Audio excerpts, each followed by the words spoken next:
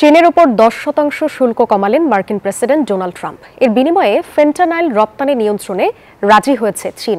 দক্ষিণ কোরিয়ার বুসানে বহুল কাঙ্ক্ষিত বৈঠকের পর এই সমঝোতায় পৌঁছান দুই পরাশক্তিধর দেশের রাষ্ট্রপ্রধান ডোনাল্ড ট্রাম্প ও শি জিনপিং। প্রায় 2 ঘন্টার বৈঠক শেষে স্ব গন্তব্যে ফের উড়াল দেন যুক্তরাষ্ট্র ও চীনের প্রেসিডেন্ট।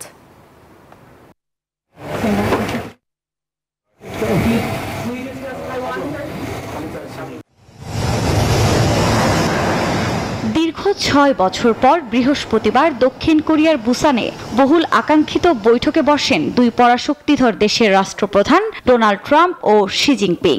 1 ঘন্টা 40 মিনিট ধরে চলে আলোচনা, যেখানে উঠে আসে শুল্ক, বিরল খনিজ পদার্থ, মাদক চোরাচালান এবং কৃষিখাত, রাশিয়া ইউক্রেন সংকট সহ নানা ইস্যু।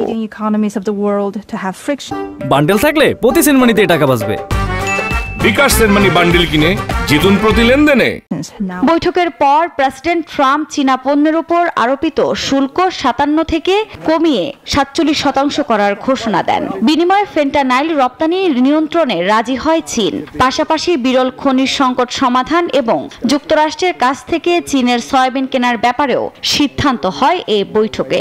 একই সঙ্গে খুব শিগগিরই দুই দেশ বাণিজ্য চুক্তি স্বাক্ষর করতে পারে বলে জানান ট্রাম্প। যুক্তরাষ্ট্রে ফেন্টানাইল প্রবেশ রোধে চীনের উপর আমি 20% শুল্ক আরোপ করেছিলাম। আমি সেটি 10% কমিয়েছি এবং এটি তাৎক্ষণিকভাবে কার্যকর হয়েছে। ওয়াশিংটন ও বেইজিং এখন অনেক বিষয়ে একমত। চীন এখন থেকে বিপুল পরিমাণ সয়াবিন কিনবে। আমি এর প্রশংসা করি।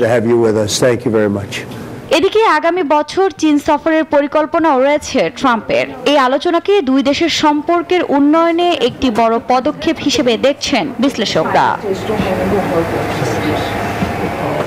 আফরিন মৌ, নিউজ 24।